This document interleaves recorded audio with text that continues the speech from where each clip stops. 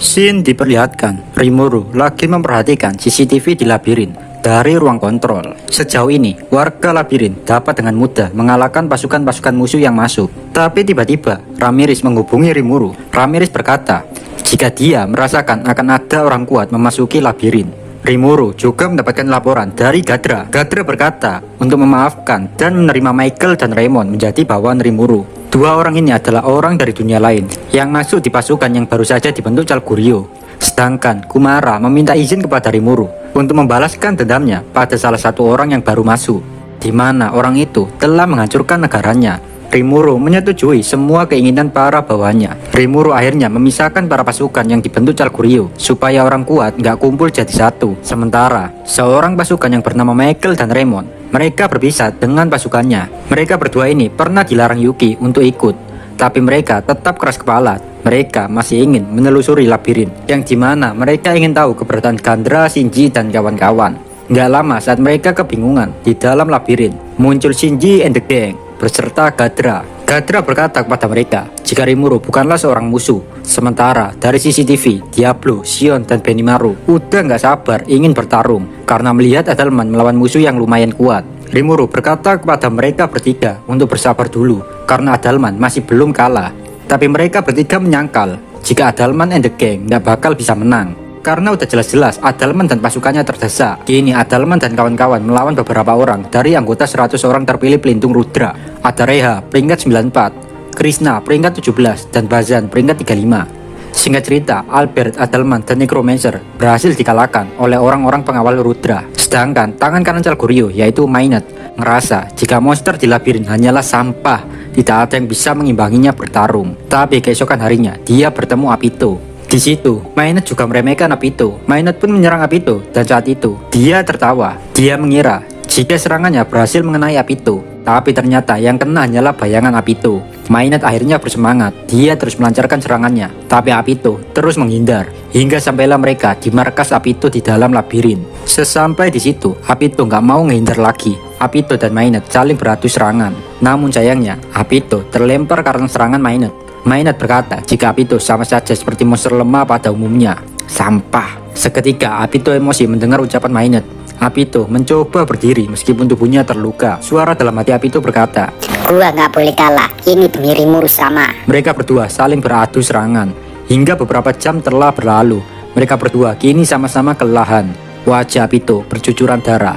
Dengan tertati-tati, Apito mencoba untuk bangkit lagi. Apito pun mengepakkan sayapnya dan terbang ke atas. Apito berniat mengakhiri pertarungan dengan serangan terakhirnya ini. Sementara Mainet menyerang Apito dengan gelombang, tapi Apito berhasil menghindari semua serangan Mainet. Tapi di situ Mainet juga nggak butuh. Dia menyembunyikan gelombangnya. Karena Apito nggak ngelihat gelombang yang disembunyikan Mainet, Apito pun terkena serangan. Tapi serangan beracun Apito juga berhasil mengenai Mainet. Dua-duanya sama-sama terluka. Nggak lama muncul suara mengerikan, dan itu adalah Zekion. Sementara 20 tahun yang lalu, ada sebuah negara monster. Saat itu, pasukan kekaisaran menyerang negara monster itu. Saat mengingat hal itu, Kumara sangat emosi. Di tragedi itu, Kumara kehilangan seorang ibu, dan ibunya dibunuh oleh orang kekaisaran yang bernama Kansas. Setelah itu, Kansas menyerahkan Kumara kepada Clayman, karena saat itu mereka berdua bekerja sama. Kumara dulu sangat membenci manusia sebelum bertemu Rimuru, tapi takdir mempertemukan Kumara dengan Kansas lagi, tepat di dalam labirin, dan itu mengingatkan dendamnya lagi kepada manusia, terutama kepada Kansas.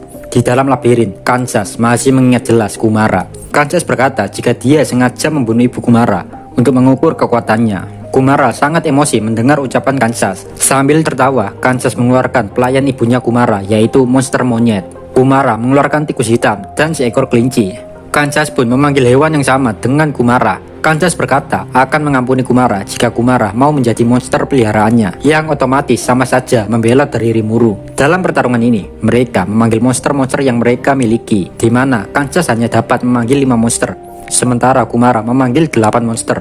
Tapi di sini Kansas memiliki keuntungan, di mana dia punya skill Marauder. Skill itu dapat melakukan copy lawan. Maksudnya saat Kansas dapat membunuh musuhnya, maka Kansas dapat menciptakan duplikat musuhnya dengan kekuatan yang sama. Pertarungan pun dimulai. Kumara tanpa baba menghilang dan seketika muncul dari belakang Kansas. Saat Kumara ingin mencakar leher Kansas, Kansas dapat dengan mudah menghindarinya. Ini Kansas dengan busuknya memanggil ibu Kumara. Sontak dengan mudah, Ibu Kumara dapat mengalahkan dua monster milik Kumara. Setelah itu, Kansas melesat untuk menusuk Kumara. Tapi pisau Kansas berhasil dipatahkan Kumara. Tiba-tiba, 9 ekor milik Kumara bercahaya.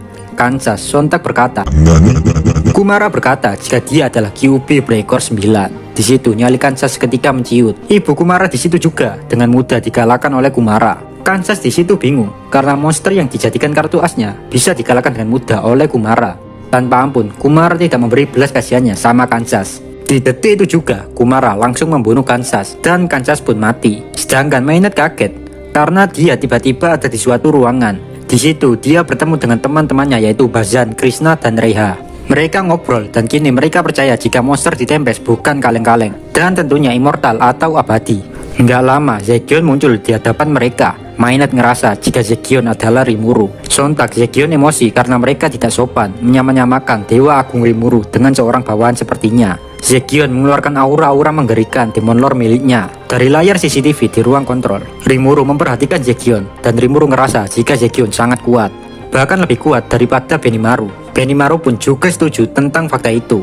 Bahkan seorang Diablo saja kagum dengan Zekion. Diketahui juga Carrera, Testarossa, dan Ultima kewalahan melawan Zekion, bahkan mereka nggak sanggup melawan Zekion. Sementara di dalam labirin, pertarungan pun dimulai. Dengan skill berpedangnya, Bazan mulai menyerang Zekion. Tapi dengan mudahnya, Zekion menghentikan dengan satu tangannya, yaitu cuma pakai tangan kiri. Zekion membalas Bazan. Pukulan Zekion menghancurkan armor Bazan. Dan di detik itu, Bazan mati. Keganasan Zekion bukan hanya sampai di situ saja. Zekion juga dengan cepat membelah tubuh Reha. Dan Reha pun tewas. Dengan emosi yang meluap-luap, Krishna mengumpulkan kekuatannya dan menyerang Zekion dengan serangan terkuatnya. Tapi serangan itu masih belum bisa membuat Zekion terluka. Berkat Raphael, Zekion dapat memakai skill Ultimate Uriel milik Rimuru untuk pertahanan. Singkat cerita, Krishna dan Maynard dikalahkan oleh Zekion. Dalam waktu kurang dari 1 menit, musuh-musuh yang kuat dikalahkan oleh Zekion. Kini pasukan Celgurio hanya tersisa 200.000 pasukan. Sementara Raymond dan Michael selamat karena bertemu Gadra dan Shinji. Zoe tiba-tiba melapor ke Rimuru jika Krishna memakai gelang kebangkitan yang otomatis dia hidup lagi. Dan kini posisi Krishna sudah ada di luar labirin.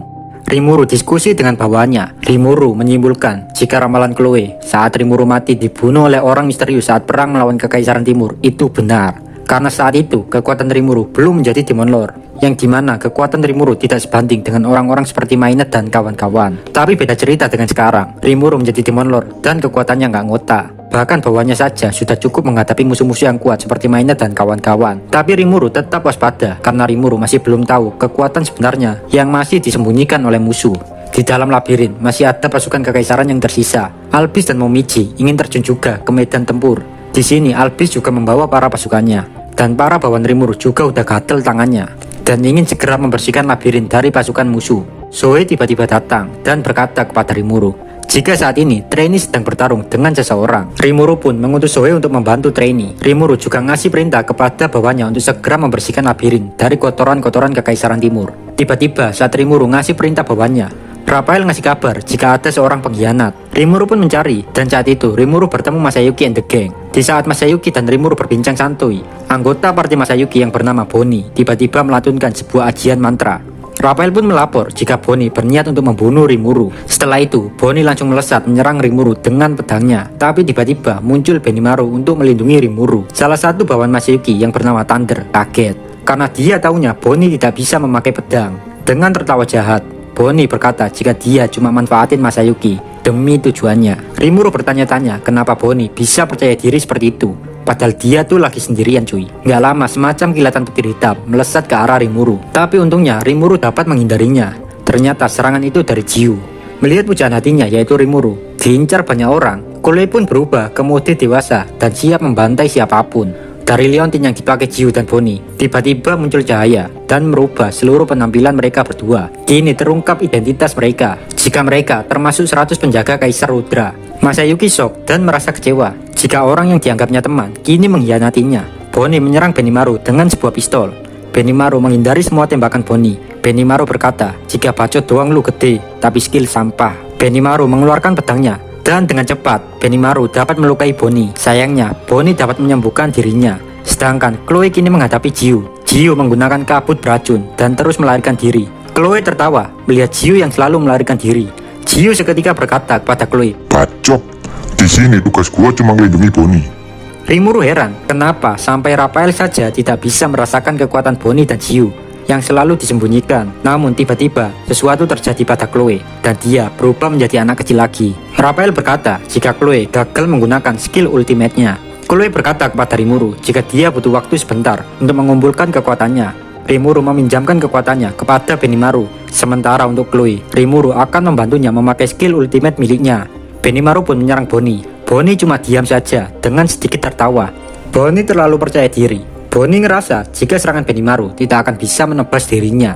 Tapi ini beda lagi ceritanya, karena Rimuru udah meminjamkan kekuatannya sama Benimaru. Singkat cerita, Bonnie mati terkena tebasan Benimaru. Sementara dengan kekuatan menghentikan waktunya, Chloe juga berhasil membunuh Jiu. Namun tiba-tiba Raphael ngasih tahu jika Jiu dan Bonnie memakai gelang kebangkitan, makanya mereka masih hidup. Semua orang tidak mengetahui karena Bonnie dan Jiu memakai gelang di kakinya. Chloe dan Benimaru emosi karena musuh berhasil melarikan diri. Benimaru dan Rimuru balik ke ruang kontrol, dan di sana mereka baru tahu jika orang yang melawan Trainee adalah Laples. Di situ Laples dibuat babak belur oleh Sohei. Sohei sengaja nggak ngebunuhnya karena katanya Laples punya pesan penting untuk Rimuru dari Yuki. Laples berkata jika Rimuru harus waspada dengan Bonnie dan Jiu. Laples melanjutkan laporannya jika Yuki mempunyai firasat jika Damrada adalah seorang pengkhianat. Itu yang Yuki tahu dari Gadra.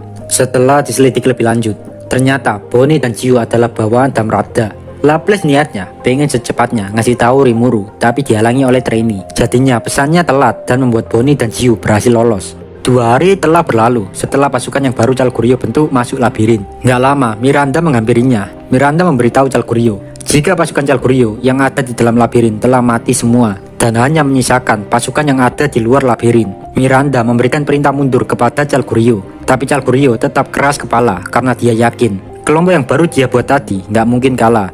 Gak lama datang Krishna. Krishna berkata jika mereka harus mundur. Krishna juga mengatakan jika orang yang dianggap Chalgurio kuat dan baru dikirim masuk ke labirin, semuanya sudah mati. Di saat itu Chalgurio menyadari jika Krishna selamat karena memegang gelang kebangkitan. Oh iya cuy, sebelumnya Gadra ngasih 2 gelang kebangkitan kepada Kaisar Rudra. Satu yang asli dan satu lagi gelang kebangkitan yang untuk diuji coba. Dan Krishna dapat gelang kebangkitan asli karena dikasih oleh Kaisar Rudra. Chalgurio nggak pernah menyangka jika Tempest bisa sekuat ini. Chalgurio memutuskan untuk mundur, tapi tidak semudah itu. Di sana sudah ada bawahan Carrera yaitu Agera. Agera nggak langsung menyerang, tapi Agera berniat untuk negosiasi dulu. Di situ ada yang meremehkan Agera dan seketika orang itu dibunuh oleh Agera. Sontak semua orang ketakutan melihat Agera membunuh secepat itu. Agera berkata jika ingin selamat lebih baik menyerah saja dan menjadi budak dari Tempest, atau mereka memilih mati. Agera ngasih mereka waktu 1 jam untuk berpikir. Chalgurio nggak mau gegabah karena musuh di depannya sangat kuat. Chalgurio ngajak negosiasi Agera jika Chalgurio akan mengajak Kaisar supaya mau bekerja sama dengan Tempest. Sontak Agera sedikit ngegas dan berkata udah dikasih pilihan masih aja nawar. Setelah diskusi, Chalgurio memutuskan untuk berperang daripada menjadi budak. Miranda nggak ikut terlibat dengan ini semua dan dia pun pergi begitu saja. Nggak lama muncul Jiu dan Bonnie. Mental Chalgurio naik kembali berkat adanya mereka berdua. Tapi dari pihak Tempest sudah ada pasukan Albis dan Momiji. Di atas tubuh Gerudo ada Carrera yang sudah nggak sabar bertarung. Awalnya Carrera ingin mencoba sihir barunya kepada sisa-sisa pasukan kekaisaran yang ada di luar labirin, tapi dihentikan oleh Agera. Agera berkata jika Agera meminta waktu 1 jam kepada Carrera. Setelah 1 jam itu, Carrera boleh melakukan apapun kepada musuh. Belum 1 jam, pasukan Chalgurio malah ingin bertarung. Carrera yang melihat hal itu pun bersemangat. Carrera ini otaknya cuma bisa mikir bantai doang cuy. Sihir tingkat nuklir yang bernama Gravity Collapse Carrera keluarkan. Sontak 160.000 pasukan musuh langsung mati menuju akhirat. Gerudo tertawa dalam hatinya melihat kegokilan Carrera. Pasukan Gerudo, Shion, Momiji, dan Albis menghabisi musuh yang tersisa. Chalgurio hanya bisa frustasi melihat ini semua. Chalgurio akhirnya memutuskan untuk menyerah dan menjadi budak di Tempest. Sementara Diablo disuruh Rimuru untuk memusnahkan semua musuh yang kabur, termasuk Jiu dan Bonnie. Sedangkan untuk Miranda, Diablo nggak bunuh karena Miranda berkata jika dia anggota Cerberus, dan Diablo nggak mau jika hubungan Rimuru dan Yuki hancur hanya karena Diablo membunuh Miranda. Dan akhirnya Diablo membiarkan Miranda lolos. Diablo pun menuju camp utama dan memperlihatkan tubuh Jiu dan Bonnie kepada pasukan musuh. Di situ ada orang meremehkan Diablo. Diablo nggak terima. Dengan jentikan jarinya, Diablo menghabisi semua musuh, termasuk Krishna. Sementara di situ, tiba-tiba Chalgurio berteriak, Wah, Calguryo ngerasa tubuhnya dipenuhi kekuatan yang sangat luar biasa. Kekuatan itu berasal dari Kaisar Rudra. Kini kekuatan Calguryo dipastikan hampir setara dengan True Demon Lord. Calguryo yang tadinya putus asa, kini percaya diri lagi. Calguryo pun menusuk Diablo, tapi serangan itu tidak berpengaruh sama Diablo. Suara dalam hati Calguryo berkata, Kok nggak mati sih si anjing ini? Diablo tertawa. Hei manusia, kekuatan pinjamanmu itu belum cukup kau kuasai. Makanya semua itu percuma, sampah. Diablo dengan cepat membunuh Calguryo dan mengambil jiwanya. Setelah itu, di antara sadar nggak sadar, Calguryo bangun dari kematiannya. Di situ, dia melihat seorang berambut biru. Calguryo juga melihat Bonnie, Jiu, dan Krishna bangkit lagi. Seorang gadis dengan rambut biru tiba-tiba mendekati Calguryo dan berkata, Apa kau baik-baik saja? Calguryo tanya kenapa dia masih hidup, padahal dia tadi udah nyata-nyata mati. Calguryo juga bertanya tentang iblis yang membunuhnya tadi. Sontak Diablo menghampiri Calguryo dan berkata, Jaga ucapanmu di hadapan Rimuru sama. Rimuru menjelaskan jika pasukan Calguryo telah dibangkitkan oleh Rimuru. Diablo sontak mengambil pose yang aneh dan berkata, Semua orang harus memuja dewa baru kita, yaitu Rimuru sama. Calguryo nggak paham kenapa Rimuru malah membangkitkan musuhnya. Rimuru berkata jika orang yang bangkit akan menjadi budak dari Tempest. Semuanya dibangkitkan Rimuru kecuali orang-orang yang terkena serangan Carrera. Karena serangan Carrera bukan hanya memusnahkan tubuh, tapi jiwanya juga hancur. Semua orang yang dibangkitkan Rimuru kehilangan skill dan kekuatan bertarungnya. Meskipun begitu, banyak dari mereka bahagia karena berhasil hidup lagi. Beberapa orang pihak musuh yang dibangkitkan Rimuru juga mulai menyembah Rimuru, termasuk Krishna dan Calguryo.